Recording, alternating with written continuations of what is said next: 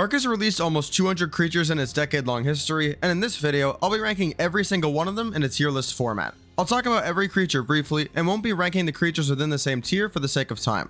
The last thing I should mention is that this video is going to contain mostly PvE information. I will get into PvP for creatures that are designed specifically for the game mode, but for the most part, I'll be ranking based on a PvE perspective. Without further ado, let's get into it.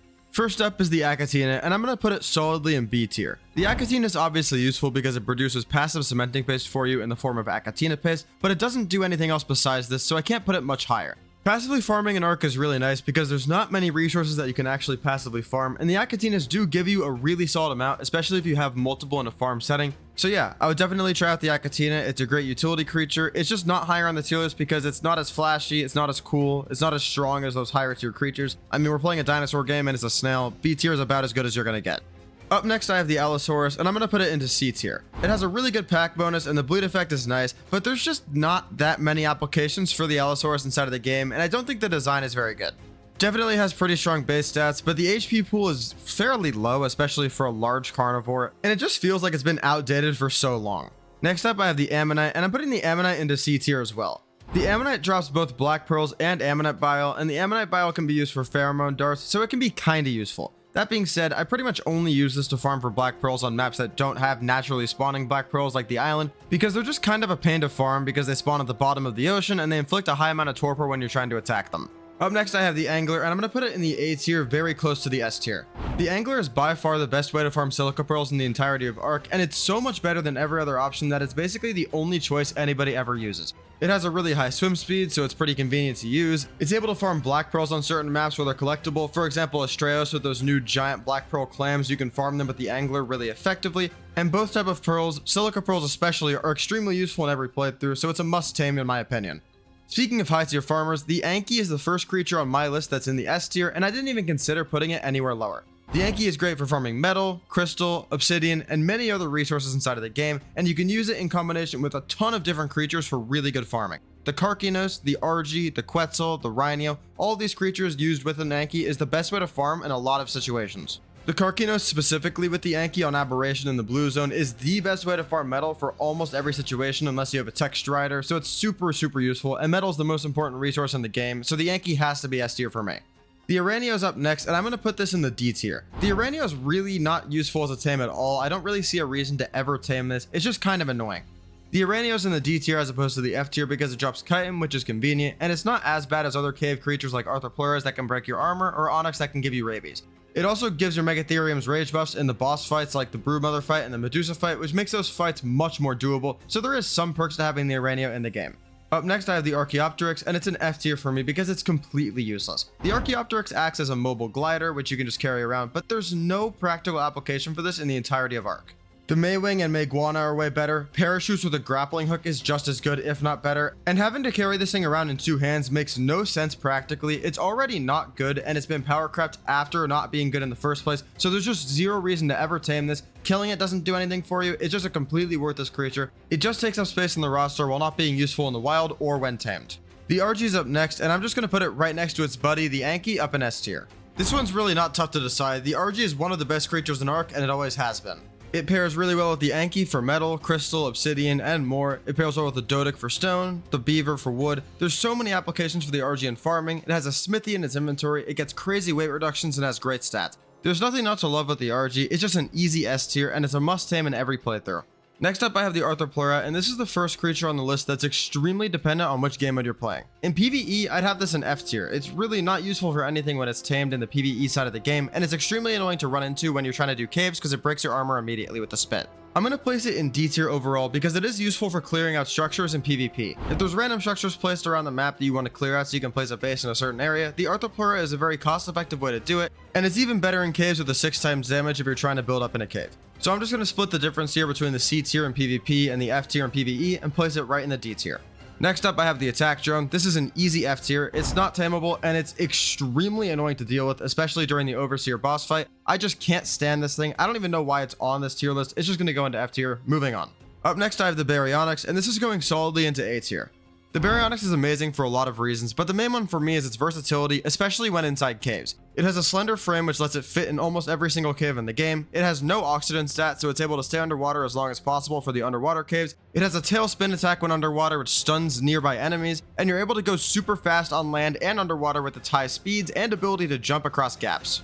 It's definitely not a great choice for boss fights, but it doesn't really matter because it's so good at other aspects of the game that it serves a great purpose. I do think the only annoying thing with the Baryonyx is that it only eats fish, and its low HP pool can get a bit tricky sometimes depending on the cave, but it's just a great creature, love using it.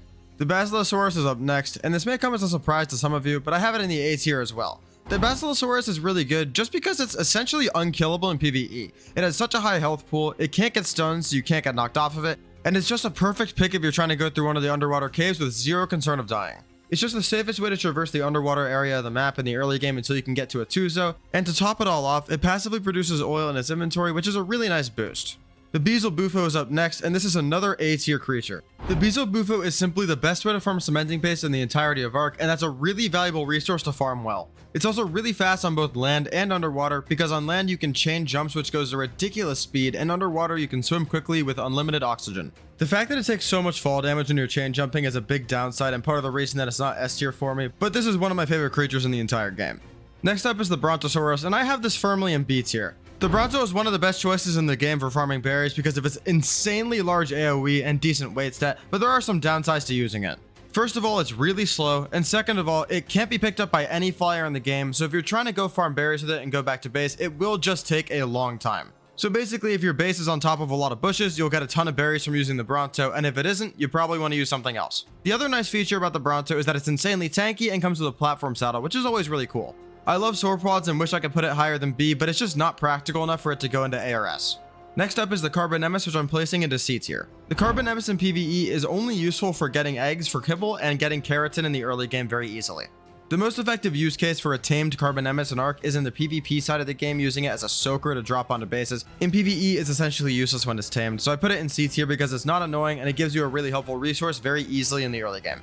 Up next I have the Karka, and I'm putting this into S tier. The Karka is simply a beast inside of Ark.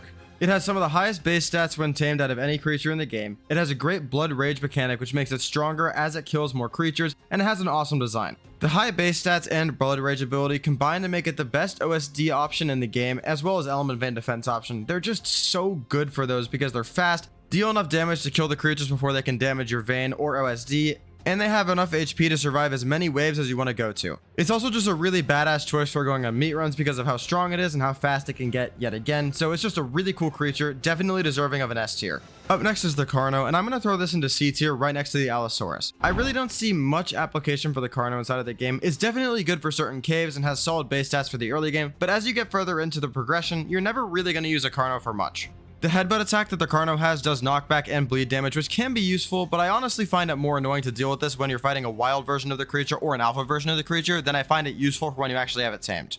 Up next is the Castoroids, which I'm putting into B tier. I honestly think it's one of the more overrated creatures in Ark, but it's definitely solid. The beaver is good both when you have it tamed and when it's in the wild, because when you have it tamed it gives you a lot of wood, and when it's in the wild it produces beaver dams that give you a ton of useful resources. Beaver dams give cementing paste, silica pearls, rare flowers, rare mushrooms, and wood, so they're really helpful to farm. Up next I have the Calicotherium, which I'm placing into C tier. The Calicotherium's not insanely good, but it is okay. The utility for it is obviously just being a turret. It throws rocks, they do knockback, and they do a decent amount of damage, and it can do it in a turret stance, so you don't have to actually actively throw the rocks when you're on the Calicotherium. This ability is definitely overshadowed by the Volanosaur that came out with Extinction, but in my opinion, it's still good in certain use cases. For example, when you're on a Quetzal platform saddle, the Calicotherium can still be a mobile turret on that base. Volanosaurs and regular turrets simply don't work on the back of a Quetzal platform saddle, so the only way to get a mobile turret on those bases for defense is using a Calicotherium, which I think gives it some use case in the game, but nothing crazy. Its diet when being tamed is also just kind of funny in my opinion, so I give it a slight boost there. Up next I have the Canadria, or the jellyfish. It's just going straight into F tier, complete pain in the ass creature. It definitely is good to farm this with an Archelon, Basilosaurus, or Tuzo to get biotoxin for darts, but it's just such a pain in the ass to get stunned that I don't even care that it's slightly useful. It's killed me countless times over the past decade. I will never put this higher than F. Up next is the Coelacanth. It's not annoying, it's not good, it's completely irrelevant, it's just a fish. Gives you fish meat really easily, it doesn't attack you, which is nice. Just straight into C tier. It doesn't change the game at all for me. If it was removed, my gameplay experience would not change one bit. Up next is the Compy, which is the third creature in a row that's just not really good at all. I'm putting this one into D tier because they're definitely more annoying than the Coelacanth. They're just annoying because you don't want to have to deal with a huge pack buff of Compies attacking you in the early game when you have no weapons. It's really obnoxious, but at least they do give you early game hide. It's just a really worthless tame, and it's super annoying in the early game, but it's not as bad as other creatures, so it lands in D tier instead of F. Up next, I have the Daedon, which I'm placing in the A tier. The Daedon is just super helpful as a healer. In my opinion, it's the best healer inside of the game for a couple of reasons. One, you can bring it into boss fight arenas, and it's a very useful thing to have in those boss fight arenas if your creatures don't have great HP pools. The second very important reason why the Daedon is better at healing than the Owl, for example, is that the ring that it heals in is much bigger than the Owl, because the Owl has to use direct contact with its wings or be very close in proximity to the Owl when it's healing. The Daedon doesn't need that. The Owl also has to freeze itself to heal things. The Daedon also doesn't have to do that, so it's just the ultimate healer inside of the game. It has decent base stats as well, so it's not going to die immediately if you bring it into a boss fight arena, for example. And it's pretty quick, so you can avoid big attacks from bosses as well. Up next, I have the Dilophosaur, which is landing in D tier right next to the Compy. It's just another annoying early game creature. It doesn't really do anything as a tame. It gives you hide in the early game pretty easily because they're pretty weak, and the Acid Spit is obnoxious, which makes it a little bit more annoying than the Compy, but they're just in the same ballpark. Up next, we have the Dimetrodon, which is one of the most underrated creatures in Ark in my opinion. The Dimetrodon is good because it acts as a portable AC, so I'm going to place it into the B tier. If you have enough Dimetrodons in a given area, it acts as effectively as any AC setup in the entire game, with the extra bonus of it not costing any gas to use, and you being able to get Dimetrodons earlier in the game than air conditioners. A creature that lacks any utility in the game is the Dimorphodon, which is landing in my D tier. The only reason the Dimorph isn't inside of the F tier is because it's a shoulder mount, which are always pretty good inside of Ark, but out of the shoulder mounts inside of the game, this is by far the worst one. It doesn't have any special utility outside of being a shoulder mount, and in the wild, Dimorphs are a pain in the ass, especially in the dragon boss fight. The reason they're a pain in the ass are because they kill you off the back of your creature, so it's really annoying, especially in a boss fight setting, for these to be attacking you. Up next, I have the Diplocaulus, which lands in my C tier. The Diplocaulus definitely isn't the most useful creature inside of the game, but there are some niche use cases where it's really good. The Diplocaulus gives you oxygen underwater, which helps you breathe, especially in the early game when you don't have scuba, which can be useful if you're trying to dive down to get silica pearls, black pearls, or oil underwater. The big issue with the Diplocaulus is its stats. The stats are super low, especially its health pool, so if you get off at a bad time and you go to get something and you come back, if the Diplocaulus is getting attacked, it's probably going to die because of how bad its HP is. It also doesn't get a saddle, so it's really susceptible to dying because it doesn't have any armor and a low HP pool. The main issue with this, of course, is the fact that you need the oxygen from the Diplocaulus to make it back out of wherever you dove down to, so if it does die, you're just going to suffocate and you're not going to be able to get back your stuff because you don't have another Diplocaulus ready to go back down to get the stuff that's way too deep in the water. If you have multiple Diplocaulus, that's good and it makes your life a little bit easier because dying once isn't as big of a deal, but it's still annoying to have to be really careful whenever you're down underwater.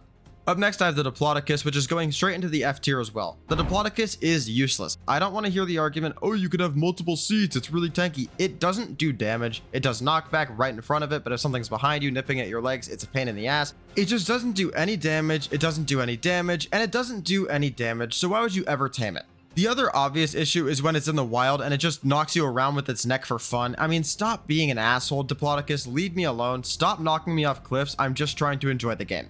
Also, just another side note about the saddle, it's way too expensive. I mean, this thing sucks. Why are we charging me so much metal? Up next is the Dire Bear, which I'm placing straight into the S tier for its versatility. The Dire Bear is fast, deals great damage, collects honey, and collects an insane amount of organic polymer on aberration. The Dire Bear is just an insanely good creature for so many different things, and I love using it, so it's in my S tier. The only thing I have an issue with the Dire Bear is that it can't consume veggie cakes. This limitation is something that's always bugged me with the Dire Bear. I don't understand why the omnivore can't eat veggie cakes and get the health buff from them. I just think it's so stupid, but besides that, I love this creature. One more thing I should note for the Dire Bear is that it gives you insanely good hypothermic insulation. So if you're in a really cold area, for example, Jotunheim or really cold caves like the ice caves, the Dire Bear is a really good choice for those. Up next is the Dire Wolf, which I have in the C tier. I really am not a huge fan of the Dire Wolf. It's definitely decent for caves, it's pretty strong, especially in a pack, but I just don't think it's the best option for any specific task in the game by really even a close margin. The biggest and most obvious issue is that it can't wear a saddle, so it doesn't get any armor buff from that. It really hinders how good the Dire Wolves can be because they don't have insane HP naturally. The creature is definitely usable, but I would rather use alternatives like a Thyla, even a Sabertooth I'd rather use for the smaller hitbox, so yeah, I don't have the Dire Wolf too high. Next up is the dodo. I'm just going to put it in the B tier. I love the dodo. It's hilarious. All the memes that go around online with it. One of my best friends on YouTube, Frodo, does have the dodo as his logo, which gives it a buff. But there's not much the dodo actually does in reality. It drops eggs for basic kibble, which is really convenient. And it's also the freest source of meat and hide in the early game. But besides that, it's basically useless. The Dodic is up next, which is an easy S tier. The Dodic is the best stone harvester in the game, and if it was just good for stone harvesting, I'd probably already have it in high A tier, similar to how I rank the Angler. But it's even more versatile as a farmer because you can take it to the Extinction Sanctuary and farm the pre-built structures for element dust, crystal, electronics, and scrap metal, so it's just an insanely good top tier farmer, easy S tier. The dung beetle is up next, and I'm going to put it right next to the Achatina in the B tier. The dung beetle is really useful as a utility creature as well. It creates fertilizer and oil if fecal matter is in its inventory, and it just is super helpful to have. If you plan to farm a lot with either greenhouses or just normal farms in general, they're pretty much a must tame. It's so much more convenient than using compost bins for your entire playthrough, so I would definitely recommend trying them out. The Dunkleosis is really close between A and B for me, but I think I'm going to lean towards A. It's exceptional in underwater farming for both metal and oil, and it's just kind of insanely overpowered on certain maps. One really good example is the center on Ark Survival Ascended has so much more densely populated metal and oil underwater than anything you can find on land, so the Dunkleosis is a must tame for a map like that. It has weight reductions for key resources, has decent stats so you're not just going to instantly die if you run into an Alpha Moza or Alpha Tuzo, and it's just nice to have the option to farm underwater as opposed to the basic on-land farming that you kind of get used to over the hours and hours you do of farming throughout your playthroughs, so it's both fun to use and very viable. Up next is the electric eels. I died to these yesterday, so they're going in F tier. Moving on. I'm going to put the Equus in A tier because I think it's super awesome. The Equus can be used as a mobile mortar and pestle, it's great for early game travel, and comes with a couple other nice features. You can make the lasso on the Equus's saddle. It's an Equus specific item, and if you make the lasso, you can drag unconscious creatures wherever you want, and it won't really damage the taming effectiveness very much at all. This is really useful if you, for example, knock out a Quetzal over water and need to drag it out of the water so it doesn't drown, or if you knock something out in the wasteland in Extinction and want to drag it into the sanctuary to keep it safe. I also really like the mobility on the Equus. I think it's pretty quick. I like the control on it. I like the jump. It's just a really fun creature to use. Optional saddle makes it really accessible in the early game. Super easy to tame. Just an awesome creature, totally deserving of A tier. Up next I have the Euryptid, which I'm putting into the D tier. I don't think it's as good as the Ammonite because it doesn't give Ammonite bile, but it still can be harvested for silica pearls, black pearls, and chitin, so it's useful to farm. It has the same downsides as the Ammonite, where it inflicts a lot of torpor and it's at the bottom of the ocean, but besides these two things, it's definitely worth farming on certain maps. I'm going to put the Galliolimus right next to the Euryptid in the D tier because it's just not as useful as people give it credit for. The Galliolimus might have the highest travel speed on land out of any creature in the entire game, but there's some really big flaws, including its horrible health pool, no damage output, and pretty low weight stats, so you can't really travel with that much when you're on a Galliolimus. The speed is cool, but it's pretty much useless. Up next we have the Giant Bee, which I'm placing right next to the Achatina and Dung Beetle in the B tier. The Giant Bee is really useful because you can tame some and get yourself a beehive farm at your base, which gives you honey. Although they are a pain in the ass to tame, getting unlimited honey is really valuable because you can use it to make certain kibbles, and you can use it to tame certain creatures. I'm going to put the Giganotosaurus one tier below the Karka in the A tier because it's just not as good anymore as the Karka is now. The reason it's a tier below the Karka is just because it doesn't do the job the Karka does as well. The Karka is designed to be really good for OSDs, element veins, and running around the map for meat farms, but the problem with the Giga is it's just a slower version of the Karka. It does do more flat damage, but after the Blood Rage buildup, the Karka does more damage, and the HP stats are pretty comparable because both of them pretty much aren't ever going to die to PvE. People that say the Giga isn't good anymore because the Karka came out are wrong, just because the Giga has better base stats, higher flat damage, so it's better for boss fights. For example, if you glitch it into the Belgaro boss fight, it's much better there, and if you fight the Titans, it's way better to use it against those. But the Giga definitely falls slightly short against the Karka in terms of OSDs and element veins, and that's the most important thing in the game to use these two creatures for, so I put it one tier below the Karka. Up next I have the Gigantopithecus, which I'm placing into the B tier. The Gigantopithecus is really underrated, but it actually is pretty good. It can wear a helmet to give you extra protection, is able to throw you really far distances, and is great at gathering fiber as well. The other thing I love about the Gigantopithecus is that it has a high movement speed and can jump pretty high as well with decent base stats, so you can really get around the map with this thing. Up next is the Hesperornis, which I'm placing into C tier. The Hesperornis has a couple of cool features like the golden egg that it can drop, and it kills fish really effectively, but it doesn't really do much besides that. You can't ride it when it's tamed. In the wild, it's pretty much only good for getting killed for organic polymer, but even with the organic polymer that it drops, the spawns for Hesperornis are a lot more inconsistent than just going to the iceberg and killing a ton of penguins, so it's not great there either. Up next is the Hyenodon, which I'm placing into the D tier. The Hyenodon can recover HP while eating meat when it's tamed, which is very helpful, and it has a nice pack bonus plus the meat pack so it gets some natural armor rating, but there's just a couple of things I really don't like about this creature. I'm really not a fan of not being able to ride carnivorous creatures that are only made for killing stuff. I'd rather have a raptor or a direwolf pack by a mile over a Hyenodon pack. They're also just kind of a nuisance in the wild because of how many attack you at once. It feels like you kill one and two more come out of nowhere to attack you, but they're not strong, they're not really that big of a deal, so I put them in D tier instead of F. Up next is the Ichthyornis, which I'm putting into D tier as well. It can fish for you, which is pretty cool, and when it retrieves fish or really small land animals, you can get some prime meat for free by harvesting the golden sparkly body, but there's nothing else going for this creature. It's extremely annoying in the wild, one of the most annoying creatures in the wild, especially in the early game because it steals your stuff. I'm honestly probably being too generous and might get hit for not putting this in F tier. Up next is the Ichthyosaurus, which I'm putting into the A tier. The dolphin is a really useful creature because it's super easy to tame in the early game. It's a passive tame and you can find them in pretty much every body of water on the map. You can use this to get to underwater base locations really early in progression. You can use this to go down and farm a little bit of oil or a little bit of silica pearls when you're down there. It's so fast that it's really convenient to use, even though it's not strong. You can also definitely use this for underwater loot drop runs, for example in the underwater caves on the island. You can definitely go through them if you're being careful with the Ichthyosaurus. You just need a scuba tank because you don't get oxygen regen when you're on the back of an ichthy. Up next I have the Iguanodon, which I'm also putting into the A tier. The Iguanodon has a couple of really nice use cases. First of all, it has infinite running stamina when you're in the quadrupedal stance. When you're in the bipedal stance, it has a really high jump that can get you up to a lot of surfaces that'll keep you safe. It's fast. It's able to seed berries and vegetables that are in its inventory, which can help you start up a farm really effectively. And it also just naturally farms berries and thatch really effectively. Just a super convenient creature to have, especially with how early in the game you can get it. Up next I have the Kairuku, which I'm putting in the A tier. The penguins in Ark are good for one thing, killing them for organic polymer. Whether you farm the wild penguins that are on icebergs or you tame them and make yourself a farm, both ways are really effective methods of getting organic polymer, which is much more convenient than just crafting basic polymer for your entire playthrough. Up next I have the Capro, which I'm putting straight into the F tier. This thing is unbelievably annoying in PvE and PvP. It's just the worst creature ever. It's horrible. I can't stand it. I don't care that it's somewhat useful when it's tamed. It's so bad in the wild, and it's so bad when somebody's just camping at an obelisk on Ragnarok or some other map in PvP. It's just horrible. I can't stand it. Straight to F tier, moving on. Up next is the Kenchiro, which I'm placing into the C tier. The Kenchiro has some really niche use cases, including high recoil damage for dealing with things like gigas, but it's not super helpful in many applications. It does tank pretty well, but you can't put a saddle on it, so it's not great for soaking. And not having a saddle makes it not as tanky as other options anyway, because you don't get the armor rating. The wild version of the Kenchiro is also pretty annoying just because it does high recoil damage to your creatures, but I don't really hate it or love it, so I'm just putting it into C tier. Up next is the Leech, which I'm also putting into C tier. The Leech is another creature that's just not really useful for being tamed at all. You can technically tame it by using a fish basket. A lot of people don't even know that because it's so useless to tame.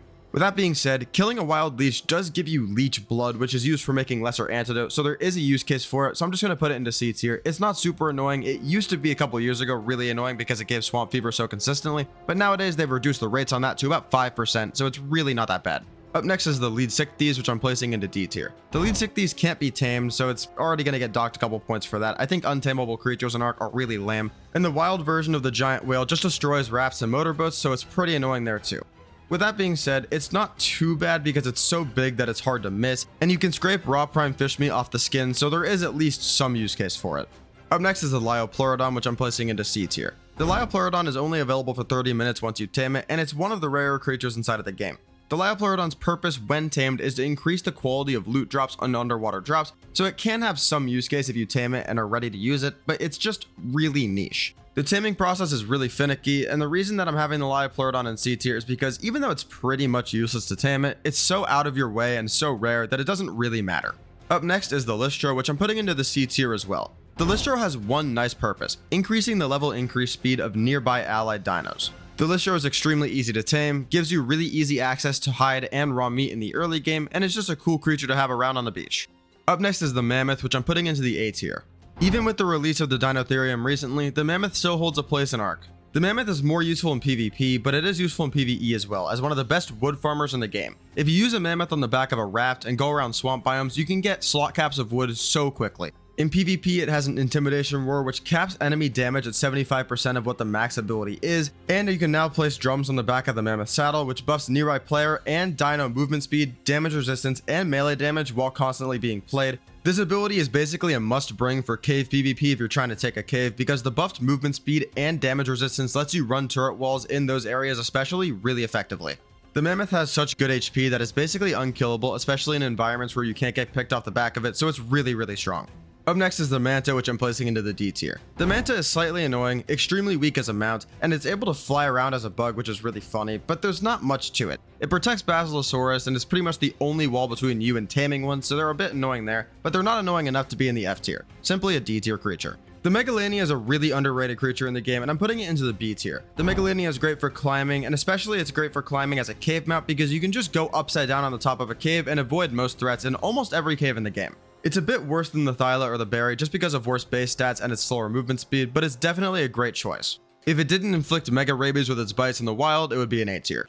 The Megalosaurus is next, and I would put this into the C tier. The reason for this is that the female Megalosaurus is entirely useless, and the male Megalosaurus is solid but not great either. They're both really fast if you chain jumps that can go insanely high speeds, but they're really weak statistically, and the male is able to farm thatch while the female is not able to attack at all.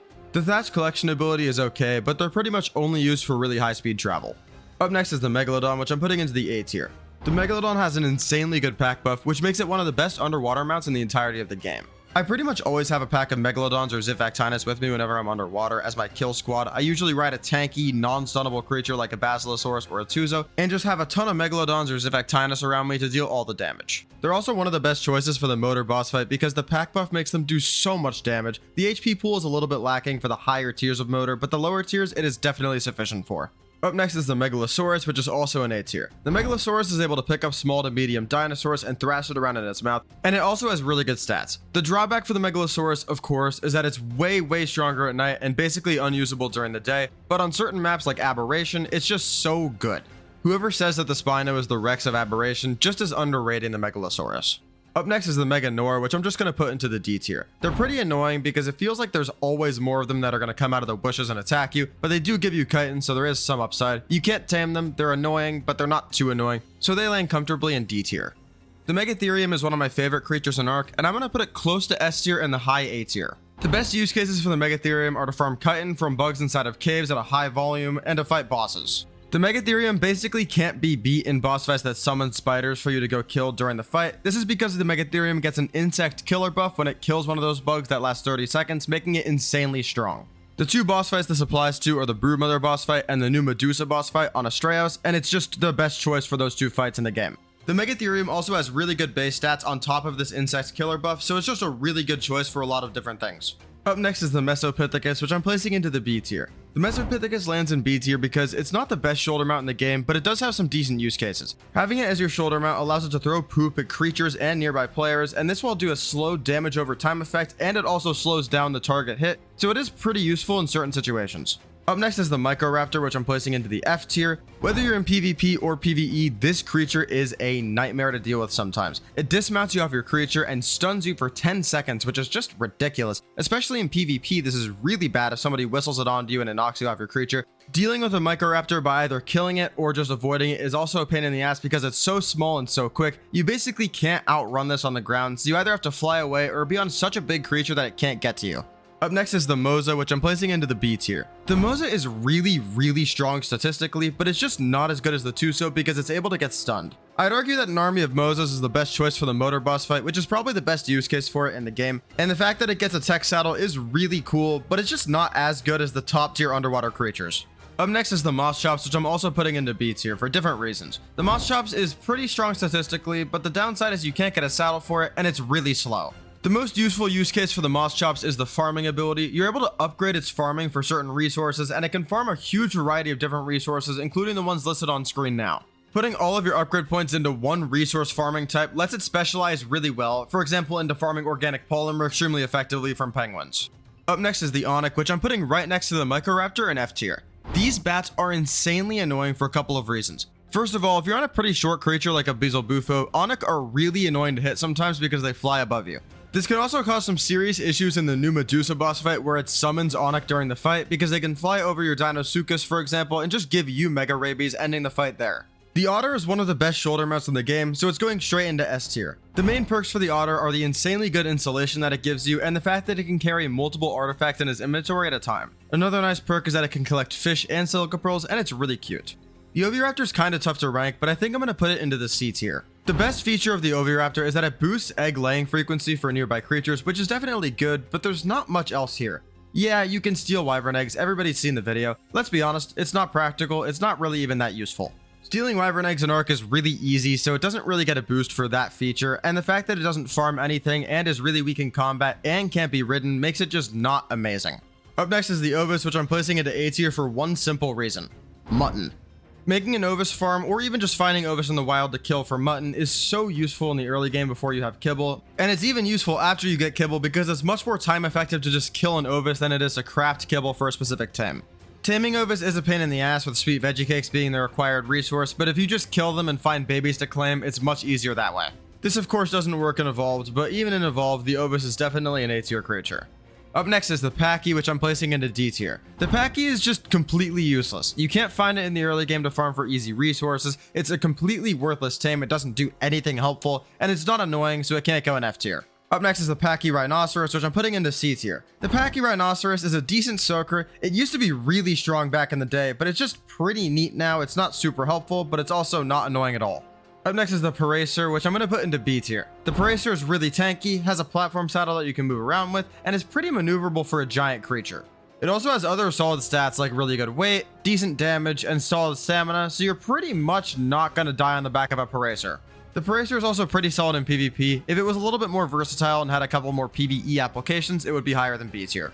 Up next is the Parasaur, which I'm placing into A tier. The Parasaur is great for being an early game berry harvester, and is able to detect nearby enemies, which is useful for both PvP and PvE situations. In PvP, you can fly around with the Parasaur and it can scan for nearby hidden Prolovias and hidden Reapers, which often contain really good loot. And in PvE, you can find where a Phoenix is buried before the weather event happens where it comes out, so you can prepare yourself for the tame ahead of time.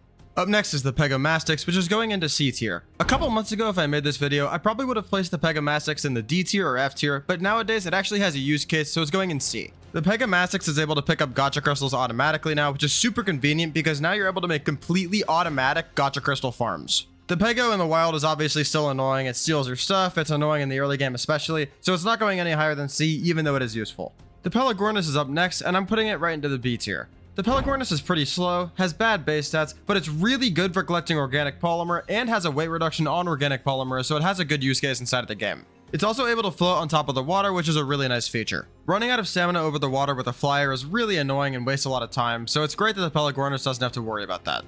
Up next is the Phiomia, which I'm putting in C tier. Phiomia is pretty useful because it poops the most frequently out of any creature in the game, which is helpful for making a lot of fertilizer for your farms, but besides that, it's basically useless. It has very weak stats, and the main issue with the Phiomia in terms of how high I can rank it is that other creatures in the game also do poop, and there's other creatures like the Stego which poop pretty frequently as well, so it's not like the Phiomia is doing something that no other creature can do.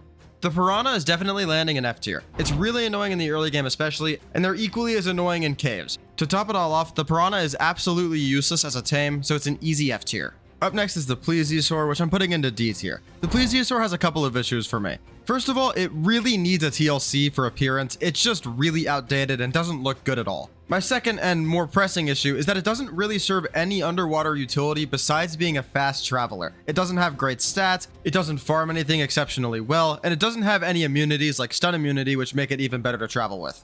The reason I have the Plesiosaur in D tier as opposed to F tier is because it's not annoying. It doesn't get in my way, it doesn't make my playthrough any worse, it's just not worth taming.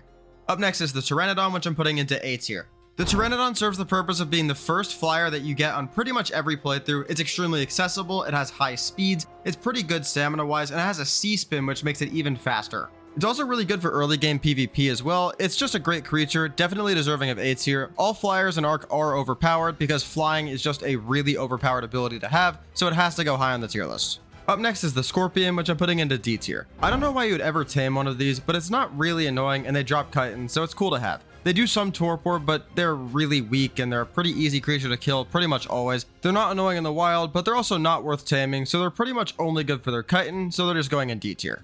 The Prolovia is next, but it isn't on this tier maker. I'm just going to drag the Ice Titan up because there's Prolovias in the Ice Titan cave, which are a pain in the ass. With that being said, the Prolovia is easily an F tier. Prolovias are in a bunch of caves across the map, and they're also in a lot of snow biomes, and if they jump you, you're getting stunned, they're attacking you, you're probably dying. The problem with Prolovias isn't when they're out in the wild though, it's when they're in caves. For example, the Tech Cave, the Ice Titan Cave, having Prolovias in these locations is absolutely brutal, especially the Tech Cave, because if it kills your creatures, they're gone. Purlovias can be useful sometimes in PvP if you're trying to hide certain blueprints or other tames around the map just underground, but besides that, they're basically useless, and in PvE, unless you don't trust your tribe mates, they are definitely useless. Up next is the Quetzal, which is an easy S tier. The Quetzal is insanely good for transporting high amounts of resources, is a portable base because of its platform saddle, and can carry a huge variety of creatures. The only real downside for the Quetzal is its low travel speed, but it's definitely good at everything besides doing resource gathering runs, which I would recommend using an RG4 anyway.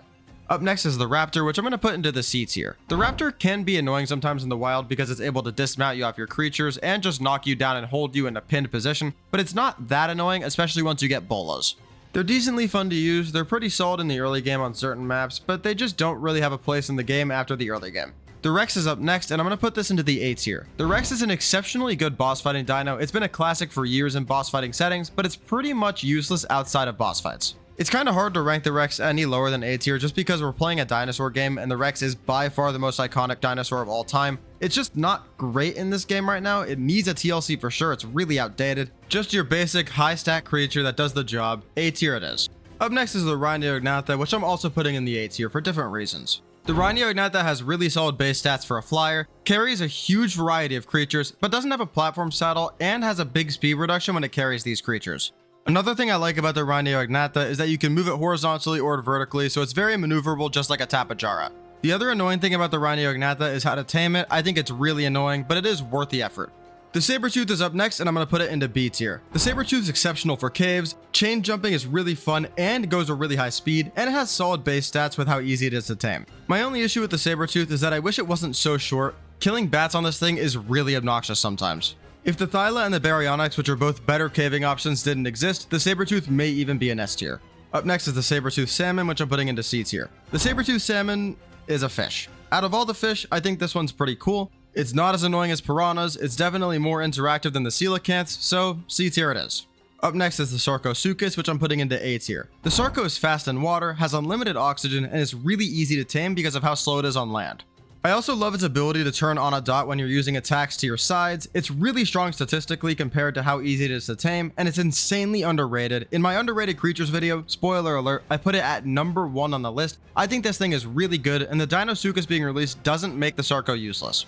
One more nice perk about the Sarco is that piranhas completely ignore you, so it's super useful in certain applications. The Spino is up next, which I'm putting into S tier. I may be a little bit biased here because I love the Spino, but I think it has an awesome design, it's super strong, and has a lot of versatile abilities. It's able to go from a quadrupedal to a bipedal stance. In the quadrupedal stance, it's much faster. In the bipedal stance, it does more damage. It has different attack types per stance as well, and it gets a hydrated buff when it's in the water, which gives it boosted speed and regen for 30 seconds. It's great for boss fights that have water in the arena, including the Broodmother boss fight, the Fenrir Sulfur boss fight, and the Centaur Guardians boss fight.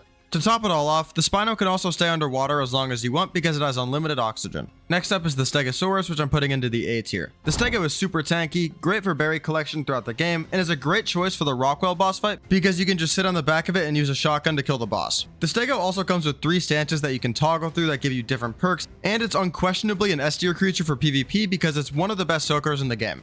Up next is the Tapejara, which I'm also putting into the A tier. The Tapejara is one of my favorite flyers in Ark, and I think it's super underrated. It's ridiculously maneuverable, being able to go horizontally or vertically on a dot, and it has a tech saddle that you can equip it with, which is super good. It can also grab onto ledges and regain stamina, so it's super useful there. It has 2 seats in its saddle, so the person in the back can use a weapon, and it's really easy to tame too if you have rare flowers to aggro it.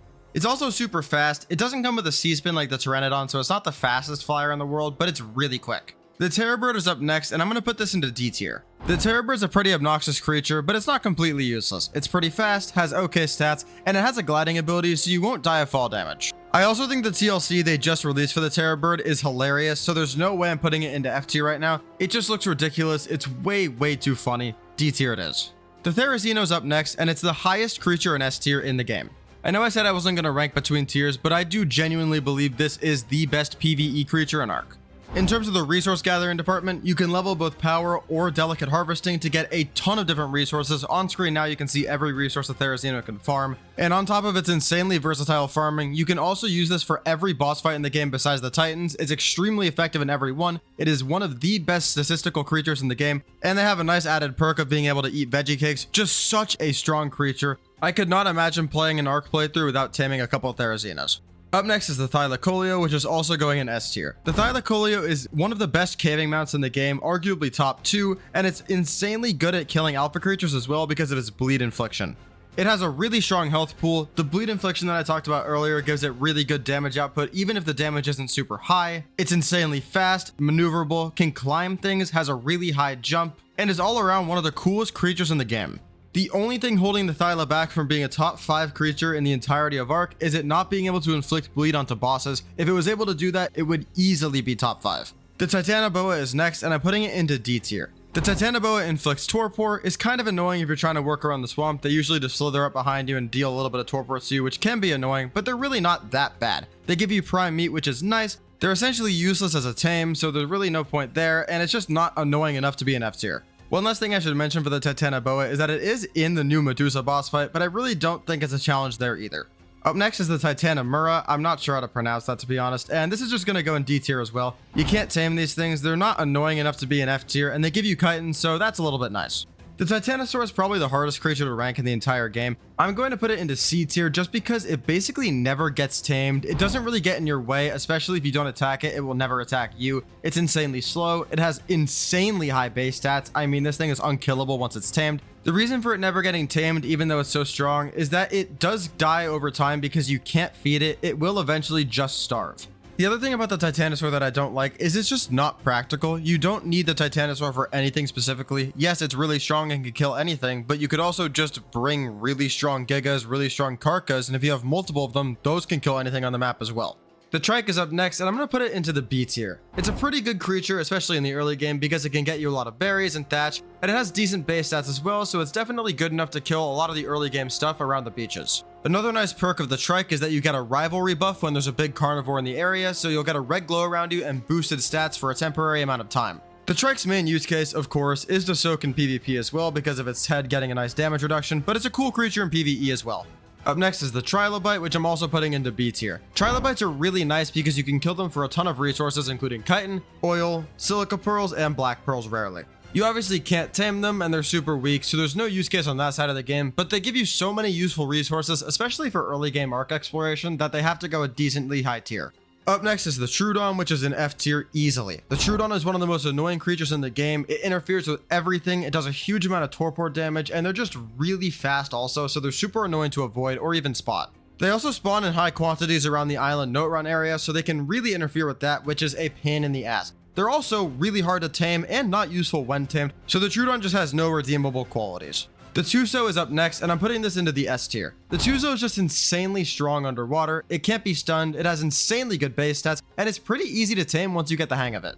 It also passively generates oil in its inventory, but produces even more oil at a time than the Basilosaurus, and can store more, so it is helpful there as well. They also drop black pearls when killed, which is ridiculously useful on the maps that don't let you harvest them naturally. For example, the island where it doesn't have any naturally spawning black pearls.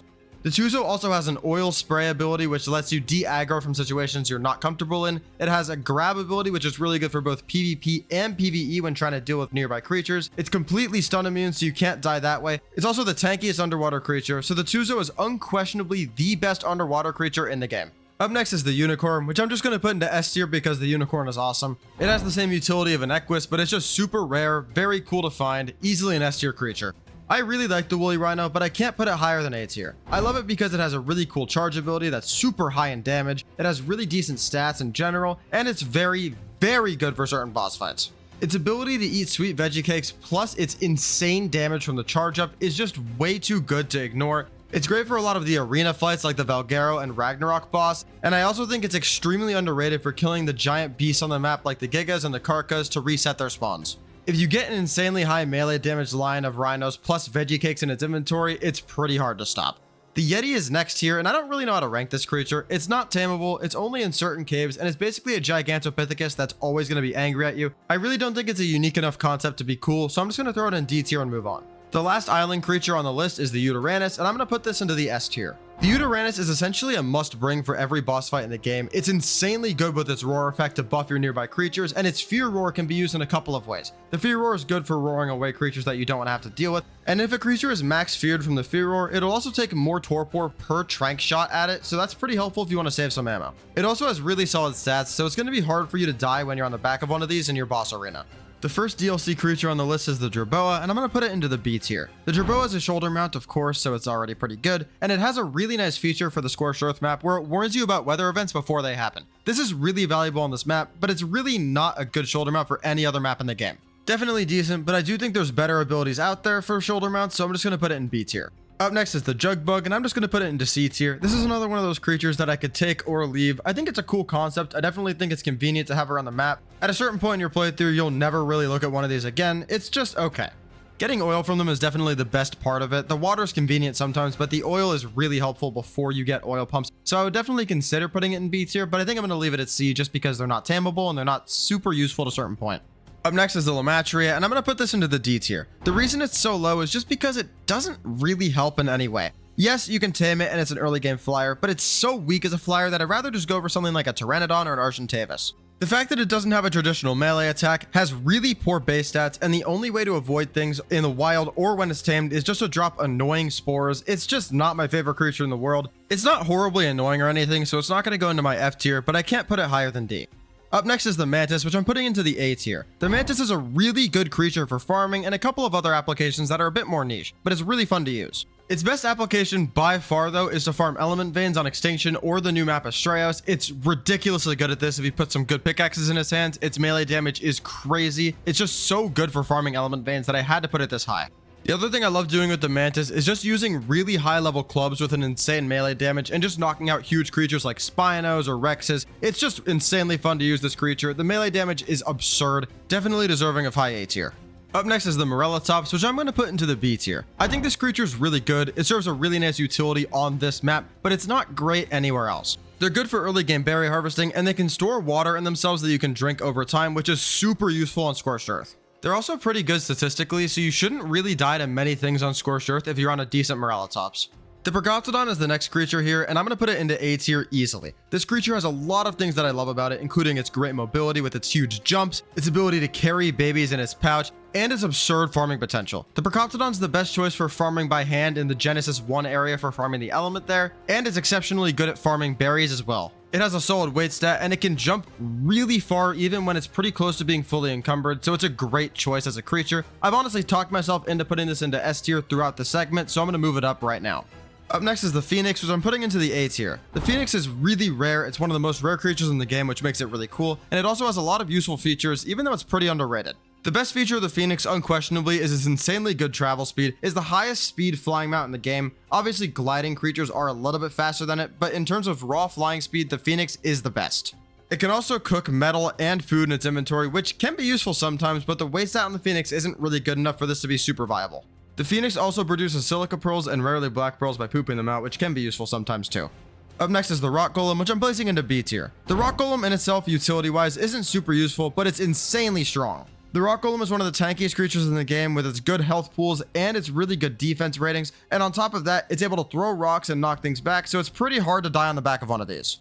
They're a bit annoying in the Manticore boss fight, and you can't bring them into boss fights yourselves, so they are docked a couple of points, but they're still really cool and really strong. Up next is the Thorny Dragon, which I'm putting into the C tier. The Thorny Dragon's okay, it farms wood pretty effectively, but it's not amazing.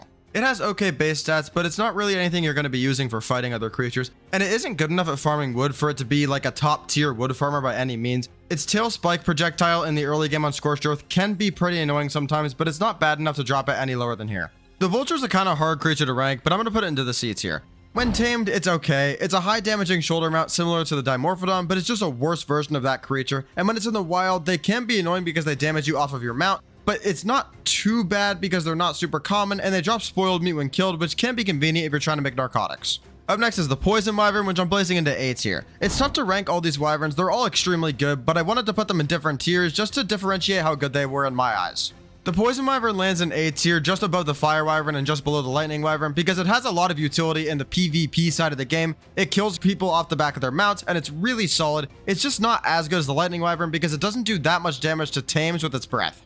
That naturally leaves the Fire Wyvern in the B tier, just one below the Poison Wyvern. Every Wyvern in the game is good for its high travel speed and really good stats for a flying creature, but it's just the worst breath out of the three main Wyverns. The Flame is useful sometimes and the Burn is not bad, but you don't do exceptionally good in PvP or PvE with this creature. You can use fire wyverns to get magma source debris when they're not inside of lava, which is useful, but that's pretty much the only really niche use case that's super good for the fire wyvern. The lightning wyvern's up next, and I'm putting it into the S tier. The lightning wyvern is simply the best wyvern for PvE by a mile. It's arguably the best for PvP as well. The reason for this is simply it has insane damage output with the lightning breath. It just does a ton of damage, and it has the other perks of just being a regular wyvern, which means it's really strong statistically, it's a really fast flyer, and it's super fun to use. Another creature that I saw that wasn't on this list is the ice wyvern, so I'm just going to talk about it here behind the other wyverns, and I'm going to put the ice wyvern below all of them in the C tier. The reasons for this are pretty simple. The first is that the ice breath is just simply worse than the breaths for the other 3 wyverns. It doesn't serve any utility like the fire wyvern breath does, it isn't great for PvP like the poison wyvern, and it isn't just really strong like the lightning wyvern. It's also easily the most annoying egg to get out of the 4 types. You have to go into really cold areas. The other 3 wyverns are really easily gotten with just a pteranodon or a griffin or anything like that. You're gonna need fur to get ice wyvern eggs unless maybe you get one on Valguero. You definitely can't get it on Ragnarok. You'll die in that cold so quickly. So it's just less accessible while being worse. It doesn't make any sense to go for this wyvern compared to the other few, but it is still decent because it's simply a wyvern. It has good stats and it can fly really quickly. Alright, next up is the aberration creature, starting with the basilisk. I'm going to put the basilisk into B tier. It's a really cool creature, very strong, but there are some flaws with it in my opinion. My first big issue with it is when it's in the wild, it's super annoying. The breath can damage you off the back of your creature, which is very dangerous, especially when you're doing a hardcore playthrough with your friend who doesn't play the map. And my second issue with the basilisk is just the stage of progression that you get it at. You unlock the basilisk saddle at level 85, and by that point you already have rock drakes, reapers, and there's no point in even using the basilisk, which is in itself a good creature. It's fast, you can bury it underground to hide items inside of it, and it has that poison spit, which is pretty strong. If it was more practical, I'd definitely have it higher. Up next is the bulb dog, which I'm placing into the C tier. I'm not really sure how I'm supposed to differentiate the light pets between the 4. I'm just going to rank them on how cute I think they are, because that's pretty much all they're used for, is just their light aura. The bulb dog, in my opinion, is the 3rd cutest out of the 4, so I'm just going to put it into the C tier. I'm going to put the least cute into D tier and the cutest into A tier. The light is really useful for avoiding nameless in the darker areas, and you're able to use it to weaken reapers, which is super helpful as well. They do attract seekers in the red zone, which can be a downside sometimes, but they're just a must-have on aberration, so they're all pretty good. For some reason, the Deathworm is listed here in the middle of the aberration creatures. I don't know why it's here. I'm just going to put it into C tier. It's not a tameable creature. I think it's a pretty cool mechanic, being underground and being pretty strong. I like the Ice Queen Deathworm that's in one of the caves as a boss. That's really cool. Deathworm horns are useful for making antidote. So yeah, it's not super annoying. It's out of your way most of the time. C tier just feels like a fitting place to put this creature. Up next is the Featherlight, which I'm going to put into the B tier. I definitely like the Featherlight more than I like the Bulb Dog. I think it's cooler, has better animations, and looks much cuter. The only thing that I don't like about it compared to the Bulb Dog is it's less accessible, but it's not like you can't use a light pet once you get a Featherlight. The Featherlight's not super hard to get, and you always need a light pet when you're playing on this map, so there's no reason for me to dock points there. Up next is the Glow Bug, which I'm placing in D tier. It just doesn't do anything. It doesn't impact the game. The only purpose it serves is just lighting up the area in aberration, but there's gamma commands, there's torches, there's other ways to light up the game, and it doesn't even light up the map enough for it to make a difference. It's such a small area of effect. I just don't understand why this is here. I think it's more of an aesthetic thing, which is fine, but it just isn't really an interesting creature. The Glowtail is the 3rd out of 4 light pets, and it's going into the C tier because I personally just don't think it's that cute compared to the other 3. It's yet again very accessible, very useful having a light pet in the game, just not as cute as the other options, so it's going in C tier. Up next is the Karkinos, which I'm putting into the S tier easily. It's one of the best farming creatures in the game because you can pair it with the Anki and throw creatures around and be unlimited in terms of weight, and it has really strong stats as well. On top of its great stats and ability to grab and throw creatures for both farming and fighting purposes, it's also able to jump at really high distances and go super far with that, so you're able to travel pretty quickly around the map even though its basic walking speed is slow. Its wild variant is awesome too because you can run around the green zone killing them for insane amounts of organic polymer, chitin. It's just a great creature all around, one of my favorite creatures in the entirety of the game.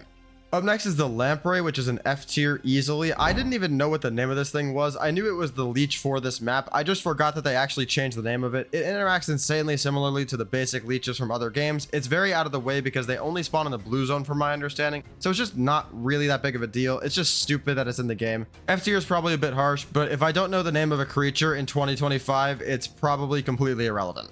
The Nameless is going right next to the Lamprey and F tier for completely different reasons. This is the most annoying creature in Ark. It's not even that close in my opinion. If you're in the blue zone, the red zone, you are not getting away from Nameless. They are unavoidable. There's so many of them. If you kill them, more come. If you don't kill them, Reapers spawn. the light pet is the only way to avoid them. If you don't have a light pet, these are the worst creature in Ark. You do need Nameless Venom for the Rock Drake raising, and that's the only redeemable quality for this creature. Up next is the Ravager, which I'm putting into the A tier. The Ravager has a couple of perks about it that make it insanely good in the early game for Aberration, and even in the late game in some applications. The Ravager is fast, has a really high jump, gets stronger in packs, and is just really solid for this map. It can also walk on the zip lines, which is useful sometimes, but sort of a niche application for it. The only downsides for this creature are that it's really annoying to avoid in the early game of Aberration, and that the wild version gets a bleed damage attack when the tame version doesn't. Up next is the Reaper, and I'm going to group the Reaper King and Queen together for the sake of this ranking, and it's easily going in S tier. The Reaper King is one of my favorite creatures to tame inside of the game because of its amazing stats, pretty much being unkillable, super high speed, huge jump, and multiple attacks that are really strong. It's also just one of the coolest creatures in the game. It's really great for PvE and PvP, and even though they're a little bit annoying to tame, Reaper Queens are generally very out of the way when you're playing the game, so they're not too big of a deal. Up next is the Rock Drake, which is also going in S tier. The Reaper might be the best creature on Aberration, but if it isn't, the Rock Drake definitely is. The Rock Drake is simply an amazing creature. It's really good at swimming, it's insanely fast in the air with its gliding mechanic, and its diving mechanic, which can land it back on walls or the ground, able to climb on walls, so it's able to go pretty much anywhere even though it can't directly fly, and it's really good in the Rockwall boss fight. This is because you can equip weapons on the back of a Rock Drake, which is one of the best features of this creature. The Roll Rat is up next, which is going into the B tier. Roll Rats are one of the best utility creatures on Aberration because they're good at farming wood, berries, and mushrooms, and in the wild, they'll dig up gems for you to collect, which are super useful. They're also able to roll around at pretty high speeds, and they're just generally pretty fun to use. They have decent stats as well, so you're not going to die to everything, but they're not going to be able to kill really high level Ravager packs or Megalosaurus or Spinos, so you got to be a little bit careful with these. Up next is the Seeker, which is another F tier Aberration creature. The Seeker is annoying because it works the opposite of the Nameless, and it's in the most dangerous zone on the map, the red zone. The Seeker is attracted to light as opposed to being scared of it, so you're left with the choice of either dealing with Seekers or dealing with Nameless, and that's not a fun choice to make. Up next is the Shinehorn, which is easily the cutest of the 4 light pets in my opinion, so it's straight into the S tier, moving on. The Griffin is another S tier creature, and the reasoning is very similar to that of the Rock Drake, where you can fly around on it really quickly and use a weapon on the back of it. This combination is really overpowered, and very few creatures in the game allow you to do this. Its dive bomb is really fast as well, even faster than the Snow Owl from my experience, so it's just a great creature all around, really good for stealing wyvern eggs, and it's also great for knocking out creatures without the use of a trap because it's very maneuverable, you're able to use the weapon on the back of it yet again, and it's fast. The Deinonychus is up next, and this is probably a top 10 creature in the game, easily S tier though. There's a ton of reasons that the Deinonychus is easily in the S tier. First off, its movement. It's extremely fast, has a nice jump, and is able to climb up on top of walls. It's also able to latch onto enemies with a pounce ability, and when it's latched on, it does a bleed damage to the enemy, which is super strong. The bleed damage it deals scales in a pack, so you can do a ton of damage, and it's a really good choice for boss fights for this reason. It's also insanely good for killing alpha creatures because, yet again, doing a percent damage is ridiculously strong, and it's really good for killing soakers on defenses during PvP. Starting off the extinction creatures, we have the Enforcer, which I'm going to put into B tier. The Enforcer is really underrated and is extremely good in the early game, but it just falls off really hard. The best 2 attributes of the Enforcer is its really good movement and its 4x damage against corrupted creatures, which gives it really good utility for early game OSDs, traveling through the wasteland, and early game element vents. Its movement is also great because it can climb walls, teleport forwards, and jump pretty quickly, as well as having a high movement speed, so it's a really fun creature to use. And it's also a very sleek model, so you're able to fit through a lot of small crevices and deal with things like the element veins really well without accidentally damaging the veins. The only issue with the Enforcer is its stats just don't hold up in the late game. If it was a little bit stronger, it would probably be an A tier. Up next is the Gotcha, which I'm going to put into the S tier. In a game where actively farming is king, being able to passively farm resources like element dust, black pearls, and many other useful things is so valuable. With the newly introduced mechanic of the Pegamastics picking up gotcha crystals for you automatically, you can now make totally automated gotcha crystal farms, and it's super convenient and very viable. The gas bags is another really good extinction creature, which I'm going to place into the B tier. If we're talking about PvP specifically, the gas bags would be high A, low S, but soaking is such a huge part of the reason why the gas bags is good in PvP, so when you remove it, it's basically just good for really high weight and good travel speed. You can fly really high up into the air with the gas bags and just float across the map really safely. It has a great HP pool, good weight stat, so when you finish something like an OSD in the wasteland, you could throw all your loot onto a gas bags. It's definitely a really safe mode of travel, but it's just not versatile enough to be higher than B tier. Up next is the Mana Garmer, and I'm going to put it into the A tier. A couple of years ago, if you told me I wasn't putting the Mana Garmer in S tier, I would have told you were a liar, but nowadays, it's just been nerfed so many times. The Mana Garmer's top speed is still the highest of any creature in the game with its huge dash speed, but its stamina has been nerfed so many times that it's really hard to keep up with some other creatures in the game because you just can't dash forever. The other issue is the Ice Breath has been nerfed so badly that the range is pretty much non-existent. It's definitely still a really strong creature. You can bring it onto maps that don't allow for flyers, which is really overpowered, and it's still one of, if not the best options as a mount for the Element Vein defenses just because the breath doesn't damage the vein. This creature is still definitely really strong in both PvP and PvE. You can dash through a bunch of caves, and it's basically unkillable in the mode as long as you're paying attention, and in PvP, it's just really hard to get somebody off a Mana Garmer, but it's not as good as it used to be. The mech is up next, and I'm going to put it into the A tier right next to the Mana Garmer. The mech is a really underrated creature in my opinion for a few reasons. It has really strong stats, you're able to use a projectile weapon and have a really strong sword, and it also comes with a couple of attachments which are sometimes useful but aren't even necessary to make the mech good. My favorite use case for the mech is trying to tame the Titans, or even if you're just trying to kill the Titans. The 3 mini Titans are really susceptible to the mech because they basically can't deal with you if you're inside of it.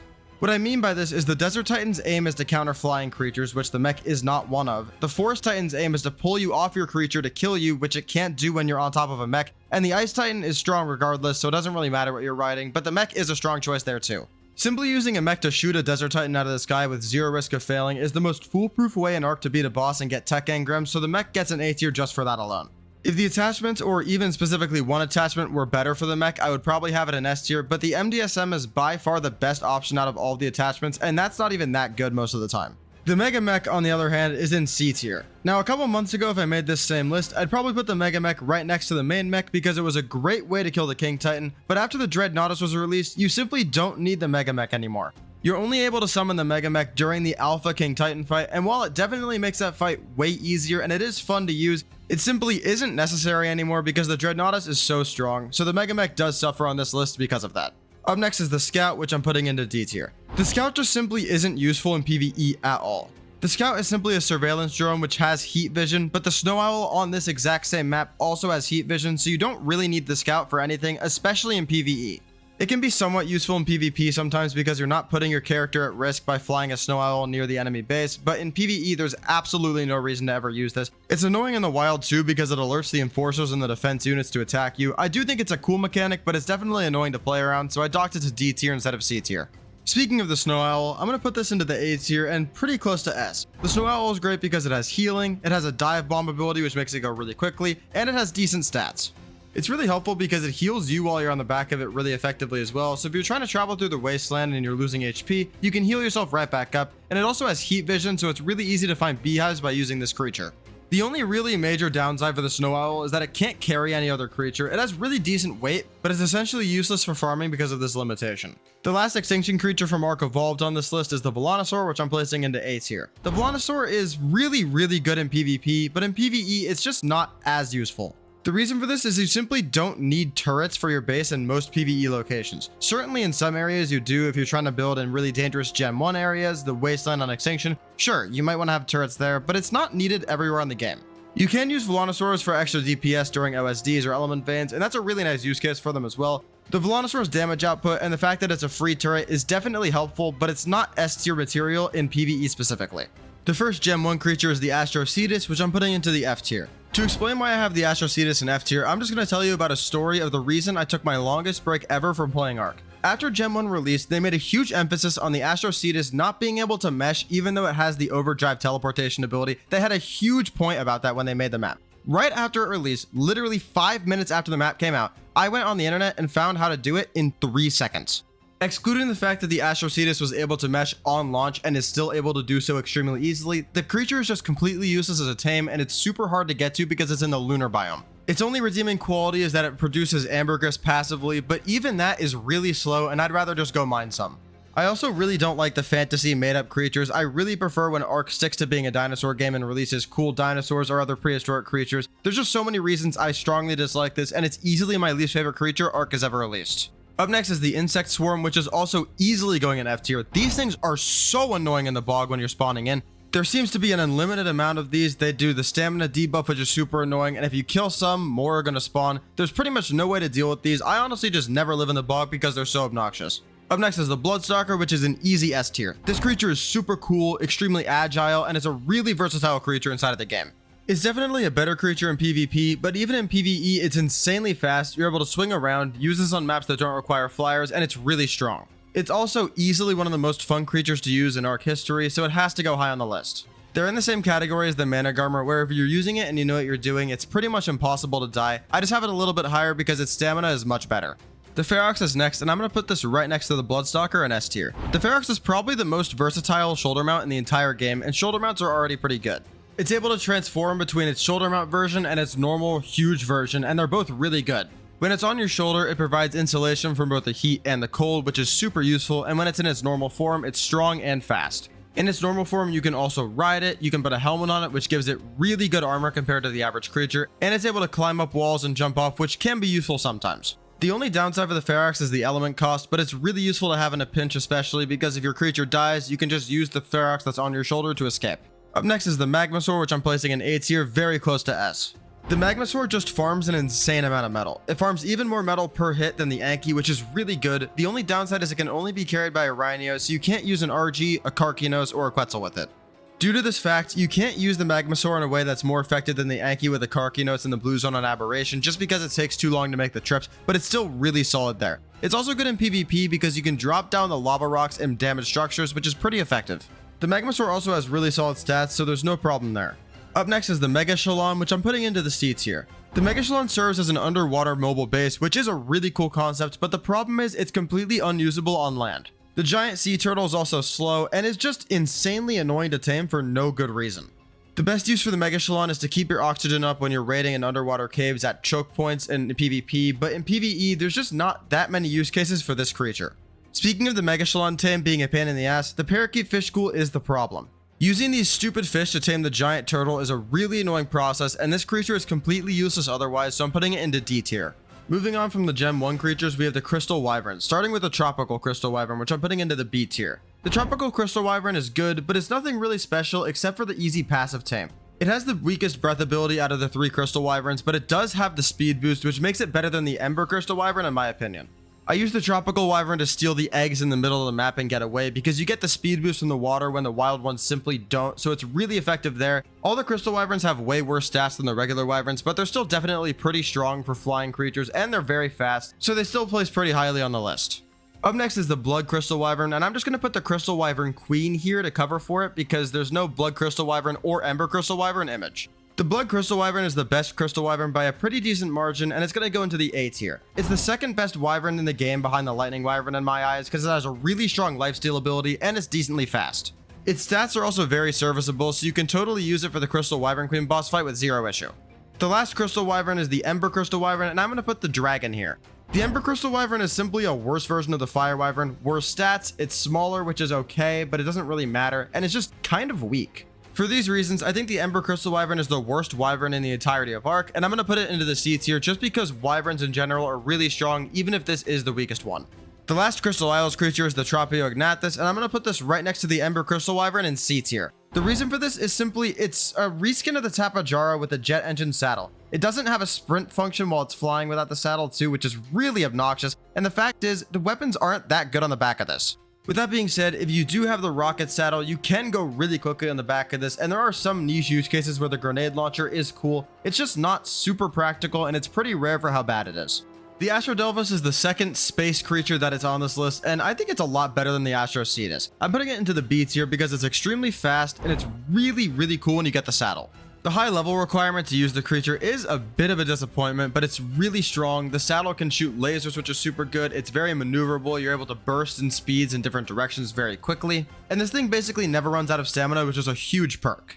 And this may go without saying, but the Flying Space Dolphin of Doom is really good in PvP sometimes too. It's just a lot less accessible than other really strong creatures. The element requirement to use it is higher than other maps, even though getting element on this map is definitely pretty easy. And I do wish it was more capable as a creature without having the tech features on the saddle. It's just not usable if you don't have the tech features, so it's a little bit downgraded for that, but I do love the creature. Up next is the Maywing, and I'm going to group the Maygwana in with the Maywing in the S tier. This creature is awesome. It's insanely agile, really maneuverable. It's versatile because you're able to nurture things and grow them and move around the map at insanely high speeds. And it's really good for certain caves like the Tech Cave 2 because of the parachute feature, so you can kind of just drop by and avoid all the threats in those caves. The Noglin is up next, which I'm putting into the D tier. The Noglin is similar to the Astrodelphus in the terms of it being really designed for PvP and not PvE, but this creature takes it to another extreme where it's basically not usable in PvE even though it is good in PvP. The Noglin is able to mind control opponents, which is really good for certain applications in PvP because you can get players to turn off their own generators, shut down their own turrets, open up their own base. It's really useful there, but in PvE, there's just no point in doing this. In PvE, there's simply no point in mind controlling wild creatures basically ever. The Noglin has really bad stats as well, so you can't go and like mind control a Giga. That's just not really practical at all. The Noglin's not annoying enough as a wild dino to be in the F tier, but D tier is definitely where it deserves to be for a PvE ranking. There's even an argument in PvP to put it this low just because it's one of the most game-breakingly dumb creatures in the game. It's so OP, it's really annoying to deal with, so I would argue that it's pretty low in PvP too, but not this low. Up next is the Shadowmane, which I'm putting into the A tier.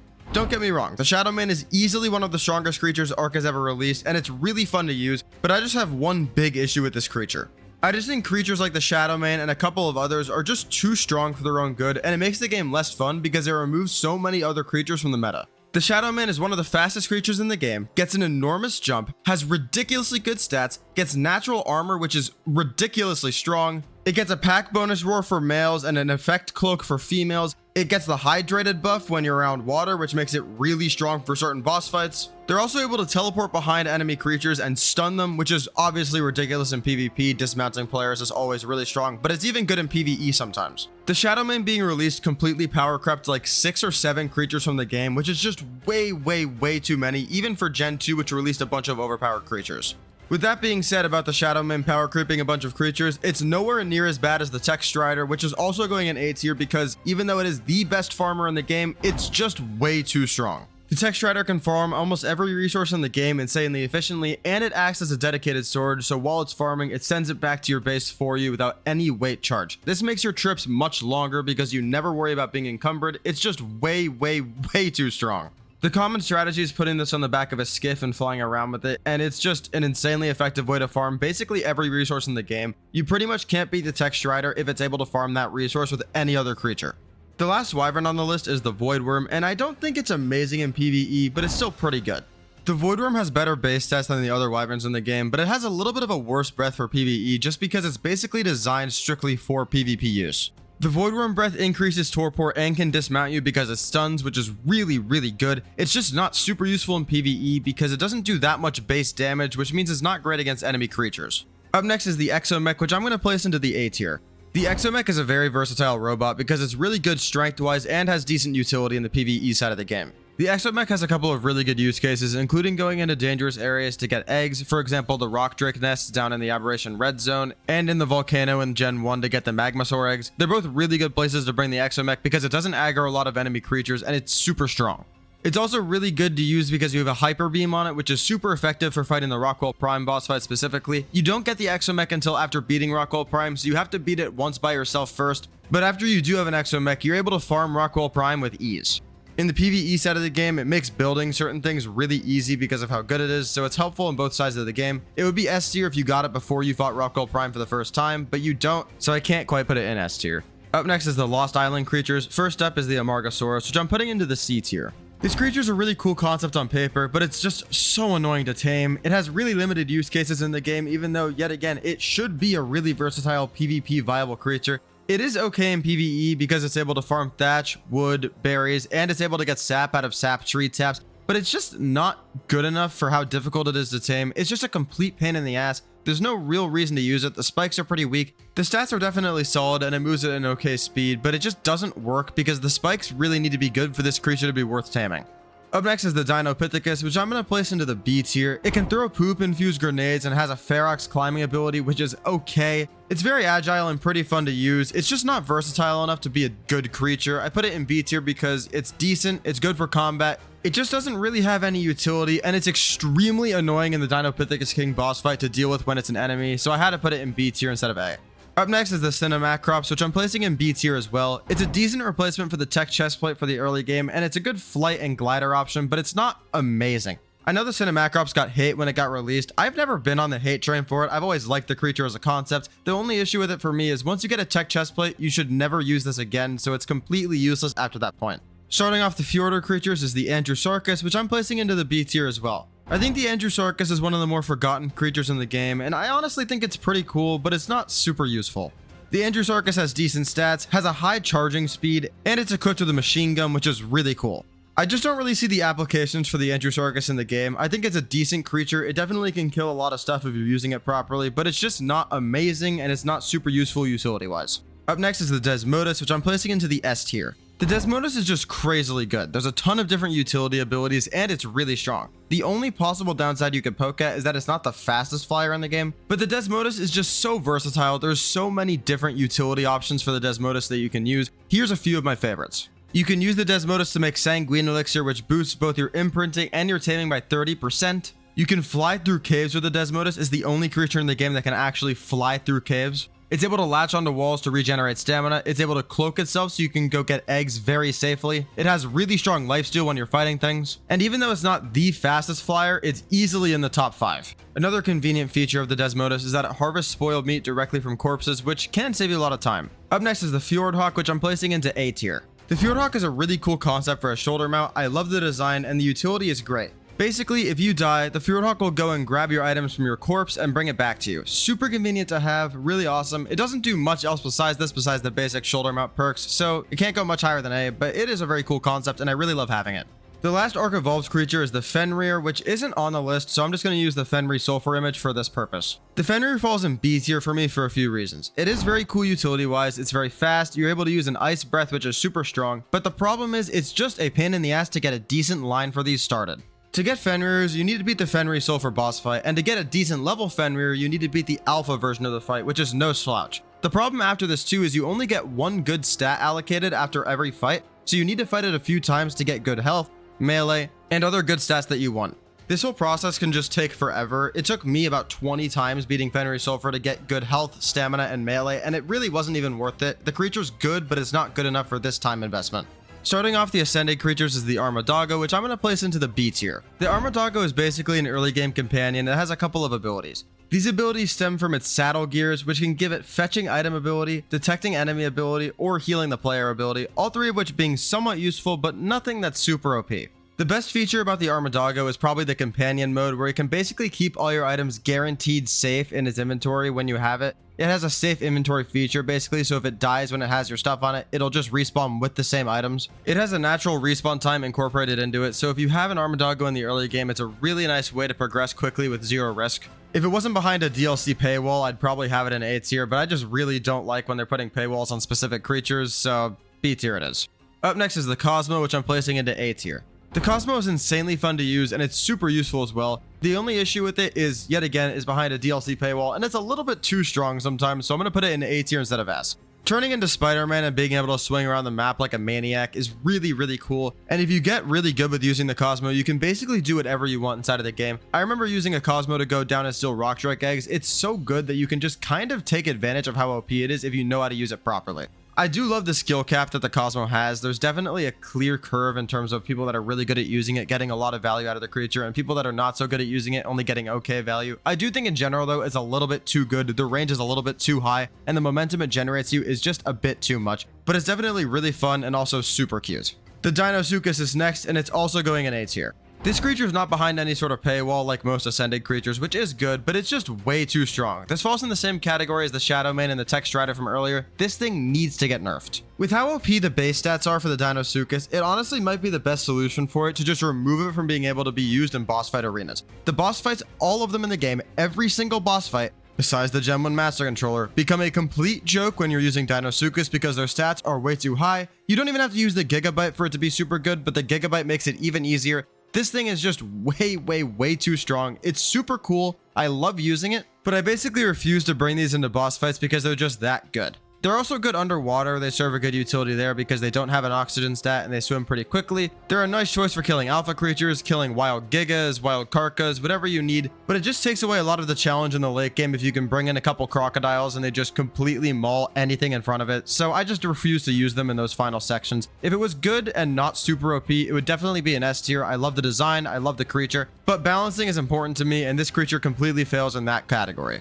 Up next is the Gigantoraptor, which is in the S tier. This creature is insanely good and is definitely the best creature they've added to Ark Ascended so far. The Gigantoraptor is the best creature in the game for raising babies for 3 reasons. The first perk is its feather ability, which is really insanely strong, its imprinting boost that it gives, and the reroll of imprints that you can get when you're using this. All 3 of these features are really practical and useful. Let's go through them really quickly. The feather is first, and you can pluck a feather off the Gigantoraptor once a day, which comes with a random stat on top of it. The stat gets a 65% increased chance of a baby coming out with the better stat for that category. This can be really valuable for certain lines. For example, let's talk about a stego line. Let's say you have a high health female stego breeding with a low health male stego. If you put the HP stat feather onto one of these stegos, you'll have a 65% chance of getting the higher statted HP. For the imprinting boost, the Gigantoraptor has a 2-seat saddle where if you have babies on the back of it while they're raising and you go kill things with the Gigantoraptor, you'll get a bonding buff which gives the baby creature 10% more damage resistance on top of the already 30% you get from imprinting.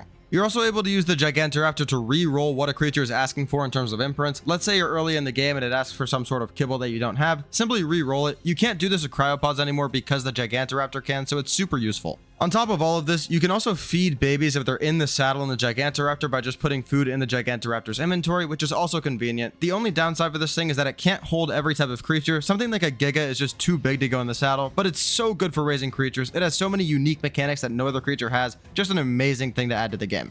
Up next is the Ceratosaurus, which I'm putting into the C tier. The Ceratosaurus simply isn't as good as its old counterpart from Ark Editions. They really did nerf this thing pretty badly. It used to have a really good lifesteal ability. It was super strong for boss fights because it was basically unkillable as long as it was locked onto a boss and fighting. Nowadays though, it doesn't heal enough to be super good, and its stats simply don't hold up. It is one of the fastest ground creatures in the game because of how high it is at top speeds, and it is able to shatter through rocks, trees, and other things, so that is pretty cool, but it's just not the best battle healer in the game because it only heals itself, so the Daedon is the better choice still for most applications. Up next is the Phaslasuchus, which I'm placing into the B tier. The Phasla is a pretty okay creature, but it's not amazing. It has solid stats, it's able to dig underground and do a tornado spin which can do a % damage to a target, which is super good if you're able to lock it onto something, and it's the best flint gatherer in the game by a pretty wide margin. If the tornado ability wasn't so janky and it actually worked on most of the targets in the game, I'd probably have this in A tier or S tier, but it just doesn't work all the time, and this thing should be, in my opinion, a little bit faster when it's not underground. I also think the taming process for the Phasla, especially in the Scorched Earth deserts, has taken a couple of years off my life at this point, so there's no way I can put it higher than B. Up next is the Archelon, which I'm also placing into B tier. The Archelon has decent stats, has a multi-seat saddle, is immune to jellyfish. It also produces Archelon algae passively, which is generally a better method for taming than berries, and it's pretty convenient. The stats on this thing are pretty weak, and it's not the fastest swimmer in the world. Definitely a creature I like though, I always like turtles. Up next is the Dreadmare, which I'm placing into the C tier. The Dreadmare is one of the strongest creatures in the game. It has a dive ability, it has good stats, it has multiple magic-based attacks that are super strong, and it has a black hole which can cryo creatures with their inventories intact into the Dreadmare. So strong. My problem with the Dreadmare is 2 things. 1, it's completely broken and behind a DLC paywall where you specifically have to buy this creature. And 2, I'm playing a dinosaur game. I really don't want to buy a specific skeleton horse that flies through the air and is completely overpowered. If you're going to put creatures behind a paywall, at least make them dinosaurs or prehistoric creatures. Stop making them these stupid fantastic beasts. The Pyromane's later in the video and I have very similar feedback for that. I'm just not a personal fan. Up next is the Dreadnoughtus, which I'm placing into the B tier. The reason the Dreadnoughtus isn't higher than B tier, even though I do think it is a really cool creature, is just the practicality of it outside of the Titan boss fights. It is super strong for these 4 boss fights, but you can't bring it into any other boss arena, and it's simply unusable outside of these. You can't use them for OSDs or element bands because they're just way too slow. The artillery cannons on the back aren't good for PvE at all. They're good for destroying structures in PvP, but that's it. It's obviously good for soaking in PvP as well because it's just so tanky, but it really is not that useful for PvE out of one specific use case. The Oasosaur is up next, and it's the last F tier creature on my list. The Oasosaur is an F tier for one specific reason. I don't even care about the cost behind the DLC paywall.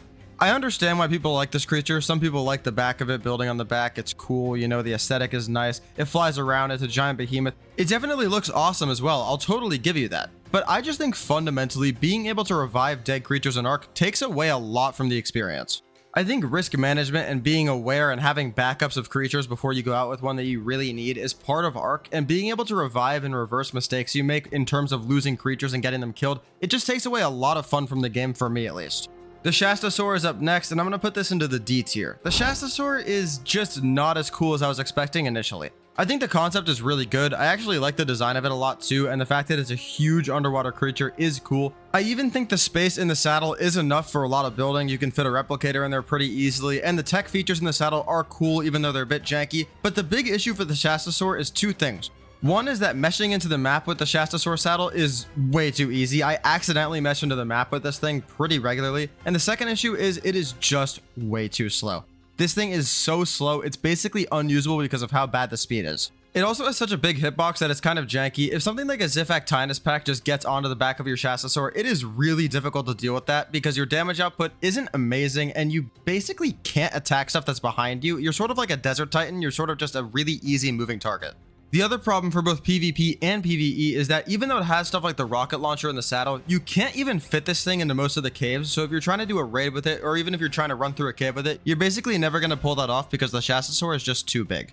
Up next is the Pyroman, which is going right next to the Dreadmare in the C tier. When this thing got released, it was insanely overpowered, but it has been nerfed a couple of times since, which I do appreciate. It's a strong creature because it can change from a shoulder mount to a normal rideable mount, and it sort of acts like the Shadow Mane of this game so far because the Shadow Mane hasn't been released to Ascended yet. Off pure strength alone, I think this would be somewhere between A and B tier, but yet again, I really am not going to rank creatures that cost $5 by themselves pretty highly. I just think all of the creatures that are behind those specific one creature paywalls are pretty lame.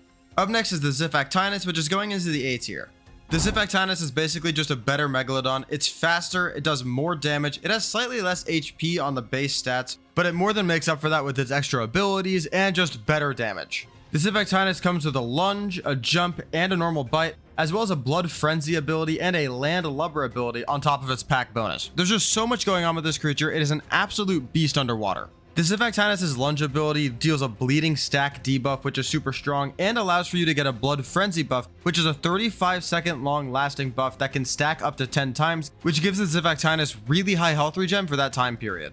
I use this similarly to the Megalodons, where I ride on something super tanky that's stun immune, and then I have a pack of Zifactinus around me to help me out, but they're also really good as just a pure mount because of their insanely high swimming speed, as well as their ability to jump onto land and execute small creatures and players immediately, which is super powerful. The second to last creature on here is the Yeeling, which I'm placing into B tier. The Yeeling is basically a mini rock drake, which has a couple of other abilities with its feathers. I really like this creature, but it's not amazing. The Yeeling has good mobility, and its abilities on top of that decent mobility is okay. They're decent enough to get you around. The stats are okay as well. It's just a pretty average creature that's pretty fun to use because of its good movement. The best use case for this creature is definitely to go get Rock Drake eggs so you can upgrade as fast as possible. The Yeeling definitely isn't too bad, but the Rock Drake is just simply a better creature. It's better stats, you can use a weapon on the back of it, and it simply does better in the harder areas of the map because of its better stats. Last up is the newly added Dinotherium, which I'm going to place into the A tier. It's sort of just a better version of the Mammoth because its roars buff themselves, which is a little bit more effective than just buffing players. And I do think this creature is going to be pretty viable in certain boss fights like the Dragon fight because of its great stats and ability to buff themselves. Its saddle is also designed in a way that picking a player off the back of one of these is going to be very challenging, so I think it will have PvP viability as well. I just love this creature's concept in general. I think the different genders giving different buffs with the roars is very cool, and I think having more giant herbivores that are strong and PvP viable and boss viable is something the game needs, so it's a great addition to Ark. And this may go without saying, but I'm obviously using the vulture turkey image for the Dinotherium. That is not a Dinotherium. Well, that is my entire hour-plus long list of ranking every creature in Ark. If I forgot to rank any creatures, it will be in the pinned comment down below where I place them and why, so there's nothing you're going to miss out on there. Certain images on here are representative of creatures if you skip to the end. For example, the vulture turkey is the Dinotherium. There's a few other ones on there that I used as boss images. In the comments down below, I'm sure somebody will clarify which creatures are like that as well. Post-editing Jace here, they've added a cat to the game, so I guess I'm going to have to rank this now. I'm not going to put it on the tier list. I'm not remaking that entire tier list. It would take me 20 minutes, but it's going into the C tier. I think it's a really cool concept for a creature. It has the nice feature of scaring off the small prey, just like Cinemacrops can do, which is nice, and it's pretty easy to tame. I think it's a cool design. I do like the concept, but it's not amazing. My main issue with it is simply once the Cinemacrops gets added to the game, there's zero reason to ever use the cat, because the Cinemacrops can do what the cat does and more, but the cat is really accessible and it serves a very clear purpose, so I do like it. If you enjoyed this longer video, I'm sure you'll enjoy the video on screen now where I started the hardest challenge I've ever done inside of Ark. I'm sure you'll enjoy it. I'll see you there. Peace.